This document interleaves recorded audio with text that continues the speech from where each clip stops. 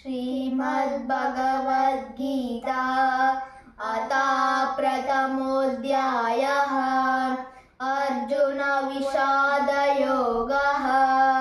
धृतराष्ट्र उवाच धर्मक्षेत्रे कुरुक्षेत्रे समवेतायुत्सवः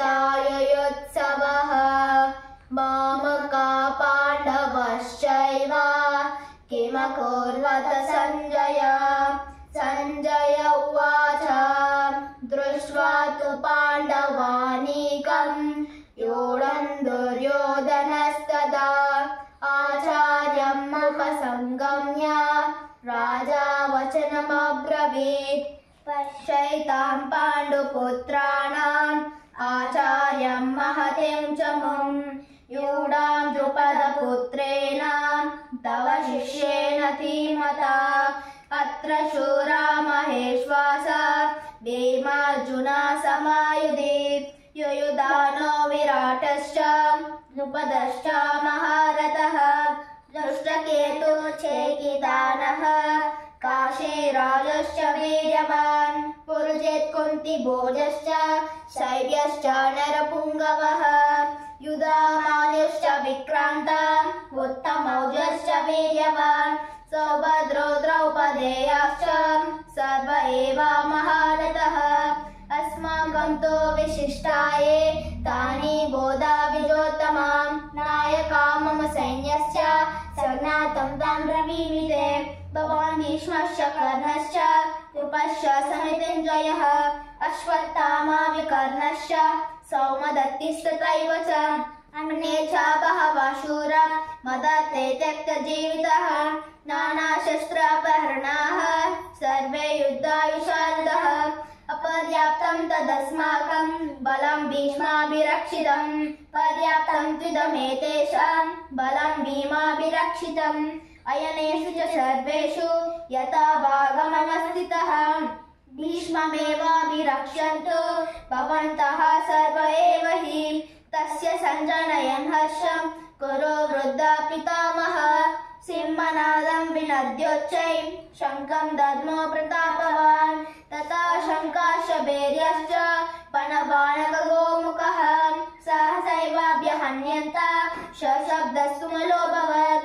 तथा श्वेतैर्हयैर्युक्ते महातिसिन्दने स्थितौ माधवः पाण्डवश्चैव दिव्यौ शङ्खौ प्रतामतु पाञ्चजन्यं ऋषिकेशो देवदत्तं धनञ्जयः पौण्ड्रं दद्मो महाशङ्खं भीमकर्मावृकोदरः अनन्तविजयं राजा कुन्तीपुत्रो युधिष्ठिरः नकुलः सहदेवश्च सुघोषमणिपुष्पकौ काश्यश्च परमेश्वासः शिखण्डी च महारथः दृष्टद्युम्नो विराटश्च सात्यकीश्च पराजितः द्रुपदो द्रौपदेयाश्च सर्वशः पृथिवीपते सौभद्रश्च महाबाहु शङ्खं दद्मो पृथक् पृथक् स घोषो धार्तराष्ट्राणां हृदयानि प्रधारयत्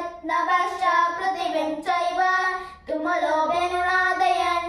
अथ व्यवस्थितान् दृष्ट्वा धार्तराष्ट्रान् कपिध्वजः प्रवृत्ते शस्त्रसम्पादे धनुरुद्यम्य पाण्डवः ऋषिकेशो ददा वाक्यम् इदम् अहमहीपते।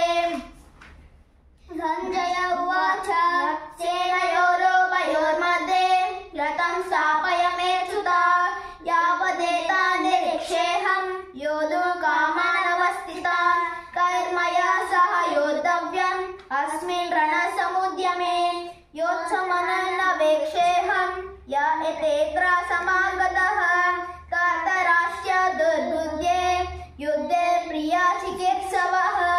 सञ्जय उवाच एवमुक्तो ऋषिकेशो गुडाकेशेन भारत सेनयोरुभयोर्मध्ये स्थापयित्वा रथोत्तमं भीष्मद्रोणा प्रमुखतः सर्वेषां च महीक्षिताम् उवाच पार्थ पश्यैतान् समवेतान् कुरुनिति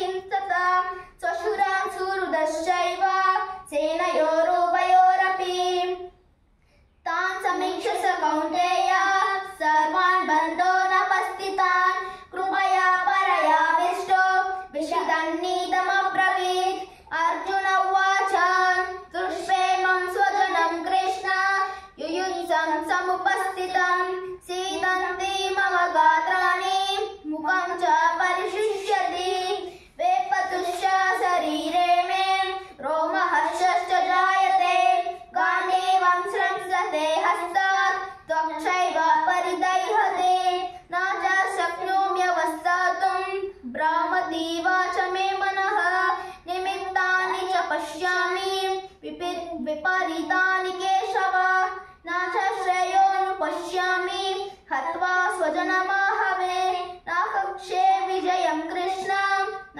च राज्यं सुखानि च किं नो राजेन गोविन्द किं भोगे जीवितेन वा